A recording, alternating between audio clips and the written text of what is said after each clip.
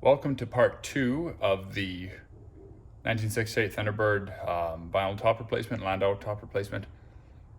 If you haven't watched part 1 and you want to know how to remove all the trims and the windshield, which is necessary to do a proper replacement on this car, vinyl replacement on this car, you could go back and watch my last video. And disclaimer, I'm not a professional. This is my first time doing this, so use it at your own risk. But hopefully I'll be able to be of assistance and some help. So I'm gonna try to get this set up where in a good spot. But right now what I'm working on is just going around and prepping everything. And this is definitely it's a very time consuming and meticulous process. But on the rear windshield, thankfully, the top does not actually fold under anything. So you don't have to actually take out the back window to do it the way the factory did it. Now they would have put the vinyl top on and then put the windshield in, but to replace it, because we can access, if you can see that, let me zoom in a little closer.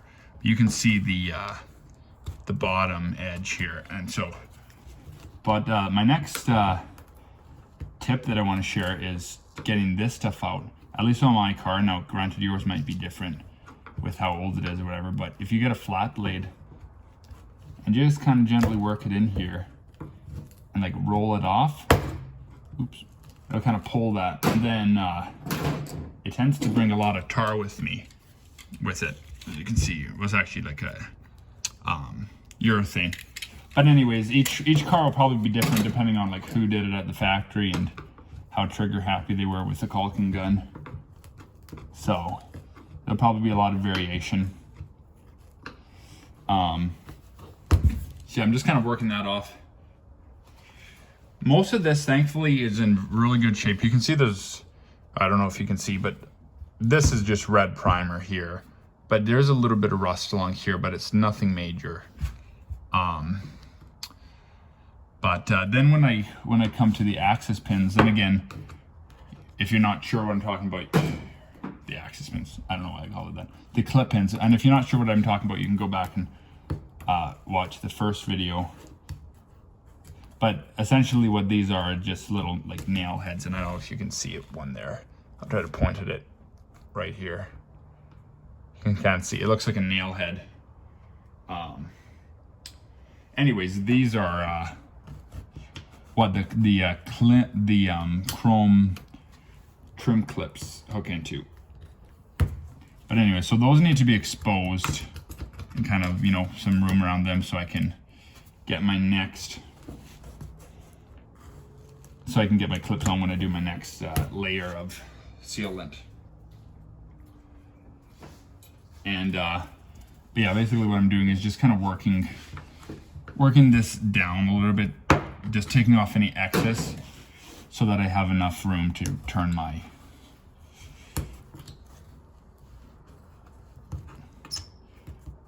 wrap my vinyl around a little bit, because in some spots it's gooped pretty thick. So basically what I'm going for is something like this, where I can at least turn it down a little bit, you know, at least in line with the windshield, not too high up, because the chrome basically would cover here, but I have to at least tuck my vinyl down to where the nail heads are. But I want to get it a little bit deeper if possible. I watched a lot of videos on different vehicles getting their vinyl tops replaced, and never saw anything nearly this extensive. So if anybody out there has done one, let me know how I'm doing. But anyway, so that's about it. And then same thing down here. See, I've already worked about this much out. The main rust is in these lower rear corners on the window, and there's a few splotches here and stuff. This will be treatable, nothing major, and I'm not going to, this isn't a restoration, it's more just a, I'm just going to zoom this out. it's a hot rod, basically, is kind of what I'm going for with this car. So I want to get it done well enough that it'll, you know, hold well up, you know, against time and stuff. But I'm not looking for like 100%, you know, perfect. Basically, the front is mostly done, but there's a few spots here where there's like some old seam sealer. If you watched the last video, I already went and cleaned up a lot of this. Most windshield installers recommend that you leave some of the original sealant on, and because, you know, and that's nice because otherwise you'd have to remove a lot of that.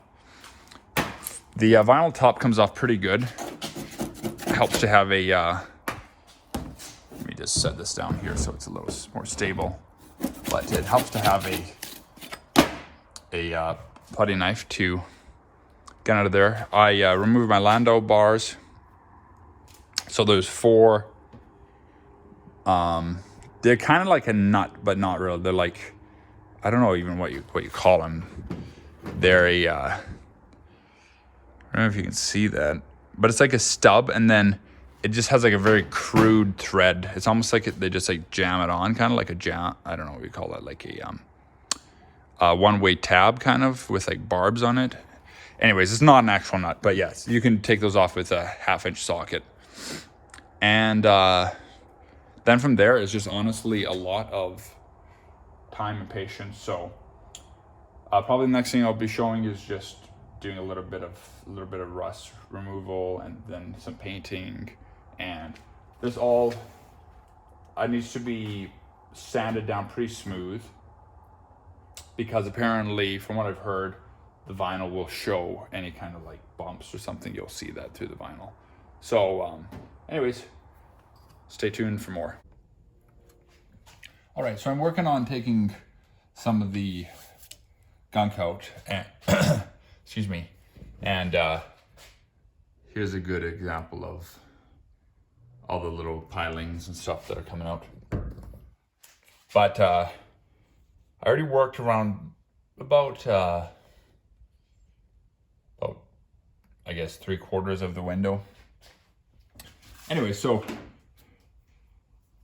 I thought I'd just kind of demonstrate a little bit more on removing some of the stuff. So again, some tools that are really handy: flat blade, some sort of hook like this, and a knife.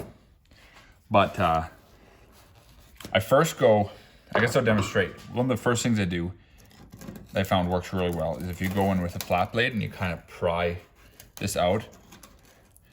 You do want to be a little careful because you could chip your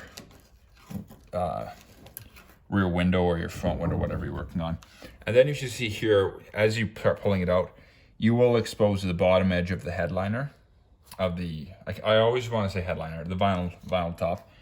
And then once you get that, if you have a nice sharp knife blade, and kind of just cut that away. I will just work it a little bit at a time. Some people, this would really drive them crazy, but I kind of enjoy this kind of stuff. And if you have quite a few extra knife blades, it would be good, because this will dull them pretty quickly. And let me just grab one other thing here. A little bit of gunk along here.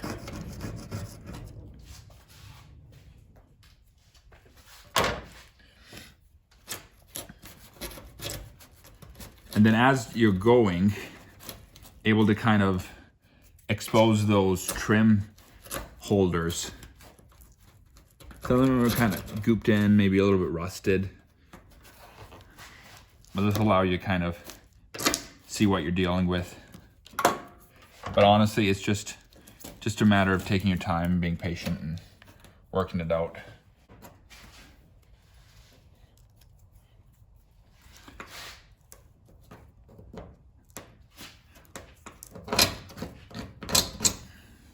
And that one's pretty much good around the corner there.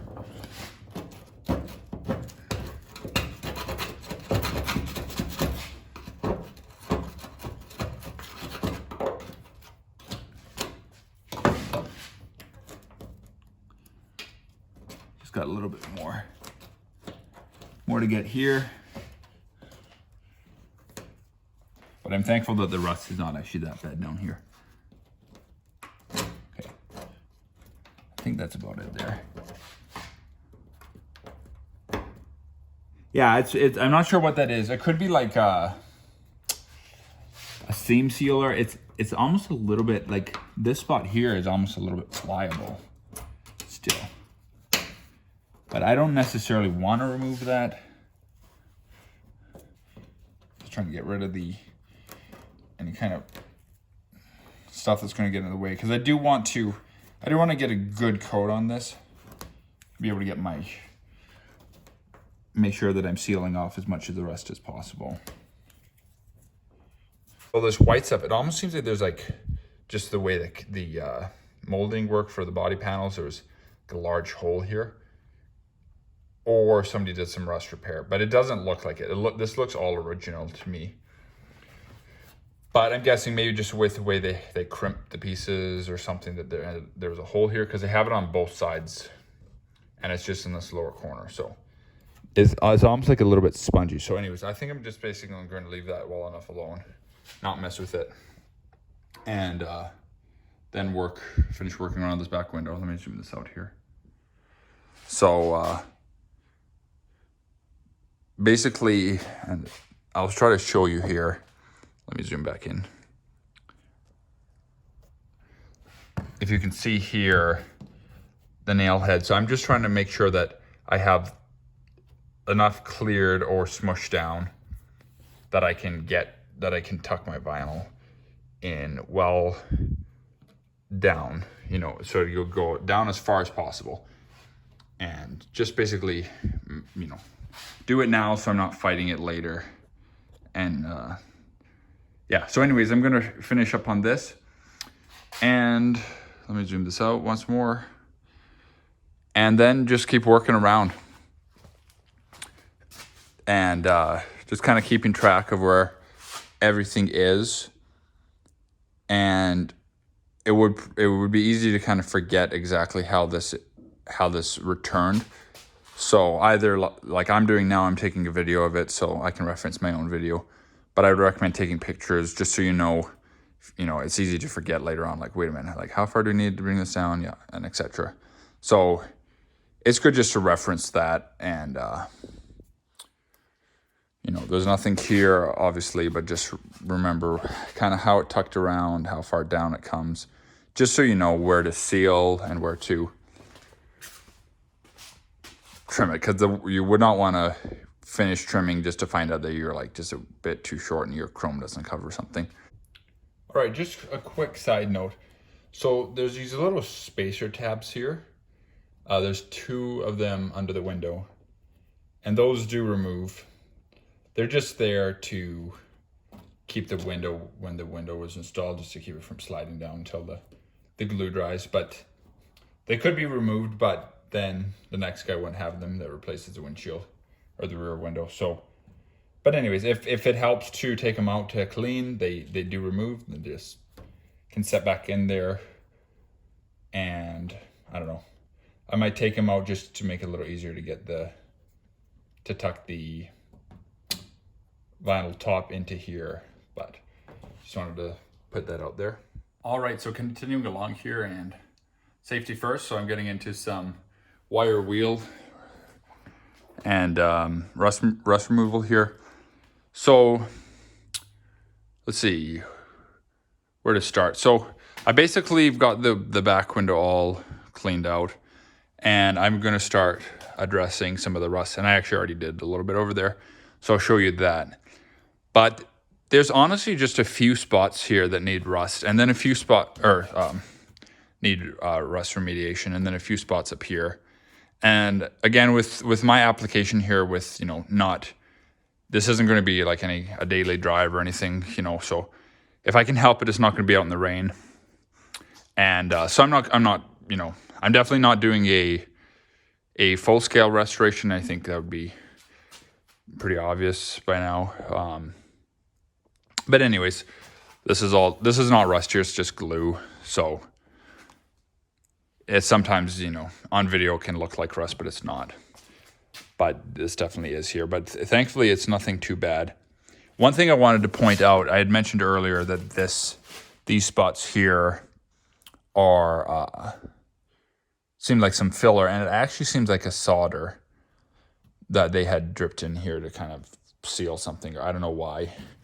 And then the other thing, I know it's kind of hard. Let me zoom this in a little bit to see, and I'm going to put a light on it. But I just kind of want to demonstrate. It's really hard to get in here on camera for some reason. I don't know why. Let's try that. It just doesn't show up the depth on cameras for some reason, but this is actually pretty deep. It's about an inch deep along here, and it just doesn't pick it up on camera for some reason. But anyways, so you'll just have to figure out. But basically, clear it like I mentioned before, just so you can get plenty of return on the fabric. And you know, you don't need to scrape out all the glue, obviously, but basically, more or less scrape out what you can get to go in. I wonder if let's see. If I grab something I'm gonna come over to this side and turn that off.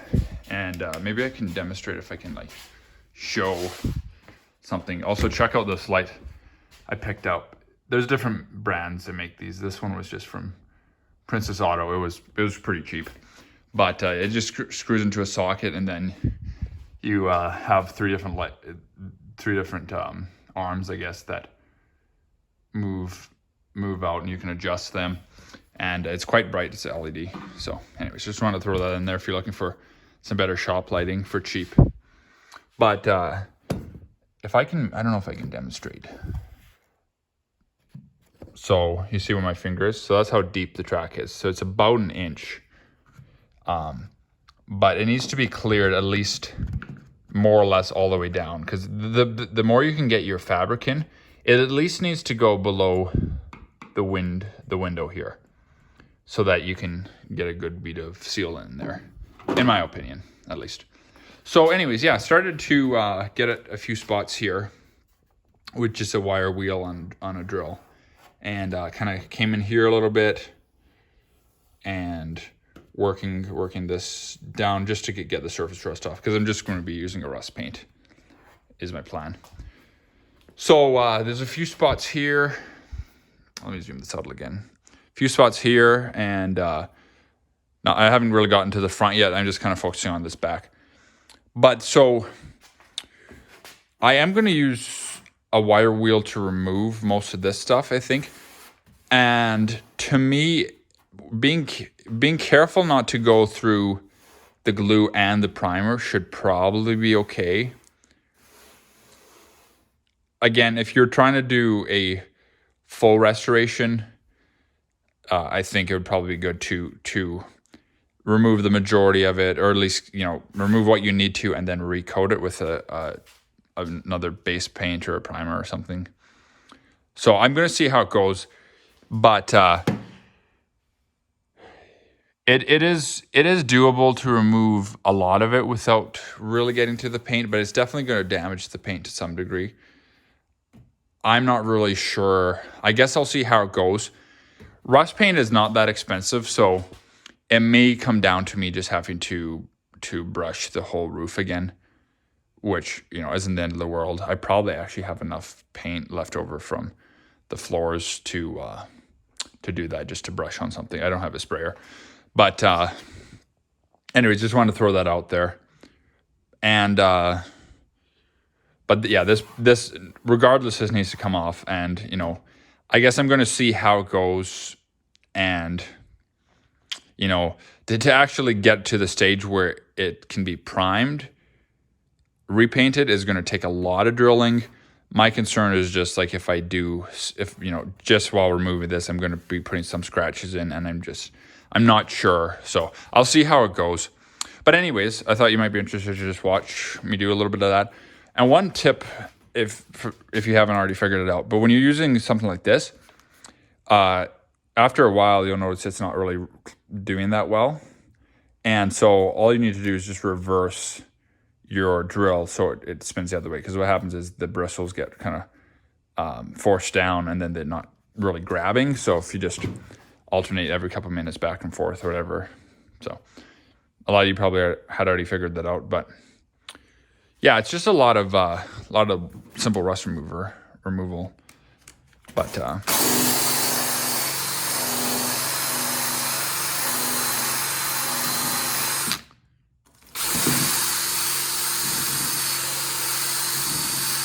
it's basically just a primer. You can see I'm already down to bare metal there.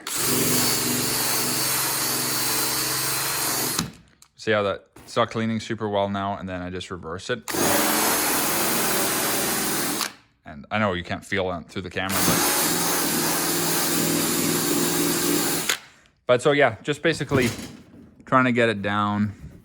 The one thing with a wire wheel that you do have to be careful for is sometimes if it's not thick enough, you can actually end up kind of just like polishing the surface, and then your paint won't stick very well to that. So just keep in mind that sometimes if it seems too smooth, it might be good to hit it with something like sandpaper just to scuff it. Because if you see here, kind of there's a shine on this rust spot, and that could actually be bad because it could make it really hard for the paint to adhere because it's too smooth.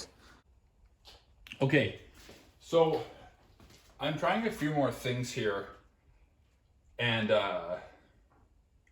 just wanted to throw them in there. So it seemed like the more I thought about it, a lot of this glue probably is not going to interfere with the way it lays down, and it's definitely not like loose. It's not coming up easy. So I think it's probably better just to leave it alone, unless if I have like a rust spot or something that I kind of have to hit. Then I'll kind of hit the general area and kind of try to feather out my grinding a little bit, just so, you know, my paint can still adhere. Because, you know, I don't want to necessarily hit one spot really specifically and just put a bit of paint there. I kind of want to feather it around it a little bit, I think. But I grabbed a putty knife, and this will still scrape the metal, but it's definitely a lot more gentle. And for the thicker spots that I think might be a little bit of a adhesion problem, this does seem to work really well. And I tried hitting it with a little bit of acetone first, and which I know could remove the paint, but it didn't seem to do really anything at all. I also tried some mineral spirits, and that didn't really seem to work. But it does kind of soften it enough that you can kind of scrape off a ridge. But anyway, so I think I'm going to switch to just kind of doing this in most spots. Let me see if you can see that shot in the camera there. I'm trying to move this here. See if you can, hopefully you can see that.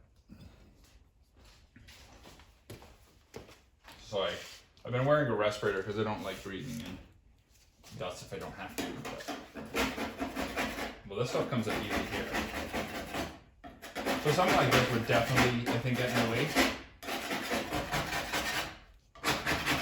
But I figure if it won't come up pretty easy with a, you know, whatever comes up with a scraper, it probably needs to come off.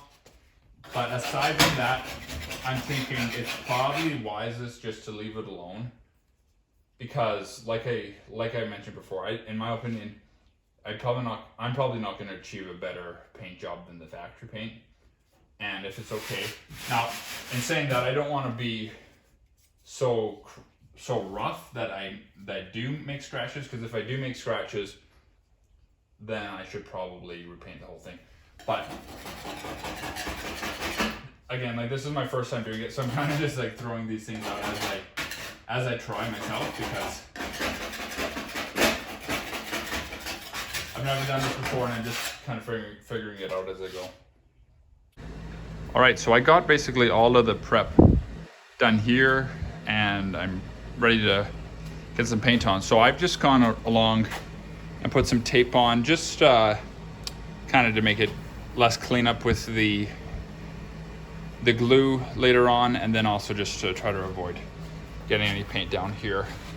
So I just with an older car like this, it's pretty easy, obvious to see where the old trim sat, because there's, you know, dirt and color difference. So I just kind of followed that around. And this car is really only this back half and over there. There's not really anything over here that, you know, really needs to be masked off. So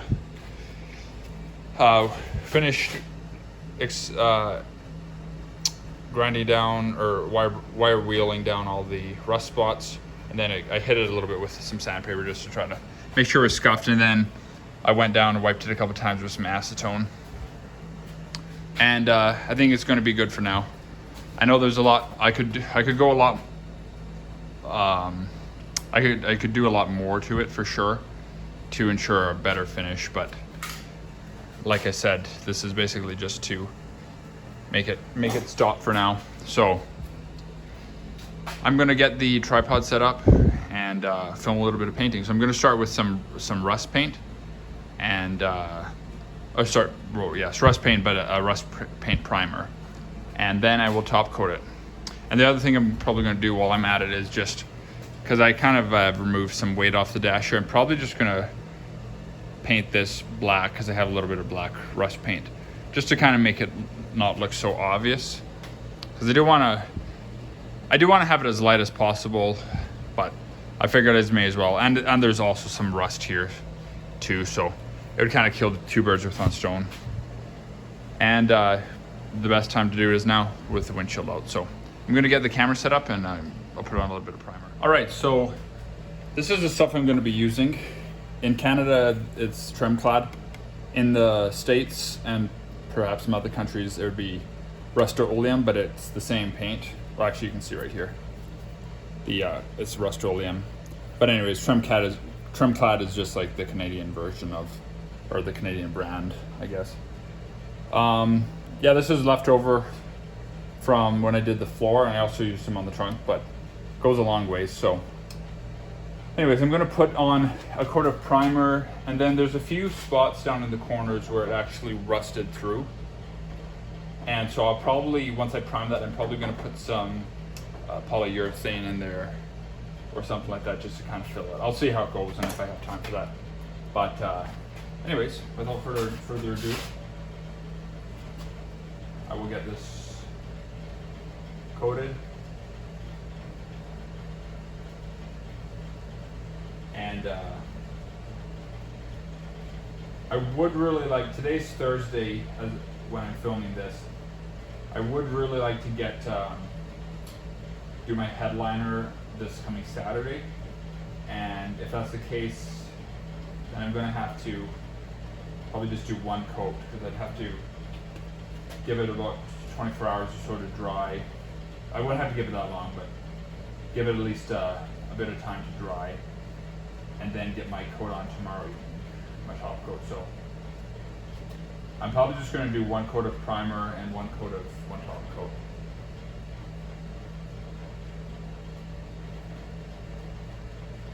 It's so tempting just to paint this whole thing, but I don't know if that's a bad idea or not, or a good idea.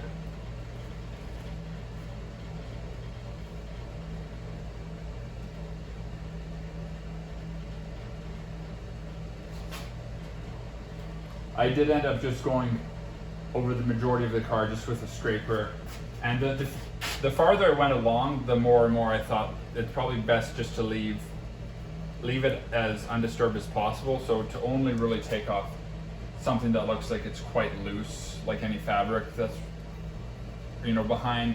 But if something's like on there, I'm starting to think it's probably best just to leave it intact the way it is. And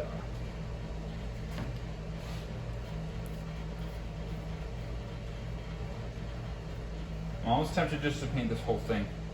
I suppose in a way, I wouldn't be hurting anything just to top coat the whole thing.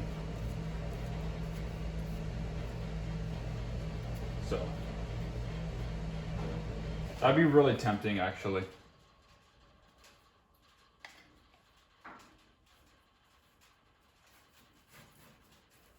I do have enough paint to do it, that's for sure.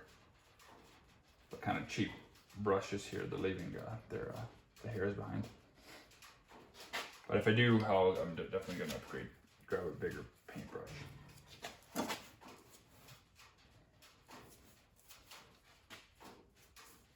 So anyways, I'm gonna truck along with this, and I guess next time you'll see whether or not I decided to paint the whole thing or just part of it.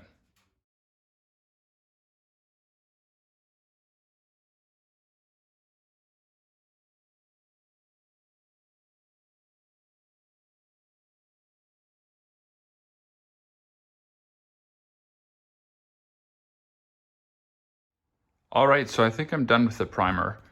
Sorry about that. This stuff is quite strong, and smells pretty rank in here. But anyways, I think this is basically what I'm going to just settle with for now. Is kind of what I was initially thinking, but just let me just zoom this out here. Just basically hitting the spots. I know I hit this spot really hard initially with the wire brush, or maybe not really hard, but kind of aggressively at first, before I started to think that maybe that wasn't the hottest idea. So that's kind of why I painted this whole area here. And then the rear window, actually all around it is pretty much rust free except for the two corners. So I hit those pretty hard with the paint. And then on the front here, these spots that I kind of ground down, polished out. And then also all the way along the front had some surface rust. So I painted that all. And that's about it. Let me just squeeze around to the other side here. It's a tight garage, but it's nice to at least have somewhere indoor to work on this. And same thing over here. And then this side actually was, both sides were actually very similar to where the rust was. I'm trying to think. The other one, it was kind of all along here, was probably the worst of it, and then here. Not sure exactly why, but... And I don't think I'm really missing anything else, so I think that's about it. So hopefully tomorrow I'll get to the top coat, and I just have some leftover white, so I'll probably just shoot some white to top coat it with, and then I have a small can of black that I'll probably just paint this with. So, but that's about it. So not necessarily anything really groundbreaking, but just wanted to document this, and hopefully that was helpful. I definitely do your own research into the proper painting techniques, because I'm not an expert, and this is just kind of what I did.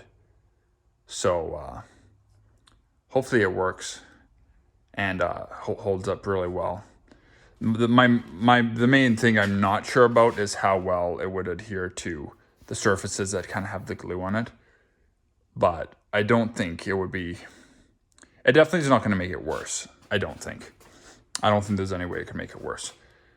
But that being said, I don't know if it would necessarily adhere. So that's why I decided not to bother painting the whole roof. And plus, it would take a fair bit of time, and I'm kind of getting gassed out in here because it's pretty smelly. So yeah. So anyways, that's it for this video, part 2. And then I'm trying to think.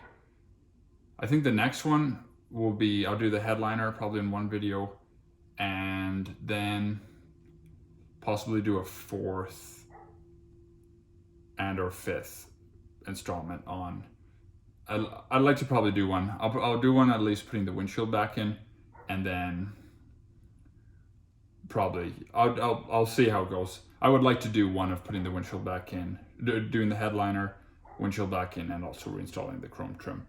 But the chrome trim, a lot of it would be the reverse of removal, except I'm gonna have to kind of get a little creative with a few things and do some research to see if I can find any aftermarket pin clips, especially for this section here that had the plastic ones along this bottom one, because I think I maybe only have like 2 of those tops that are actually still intact.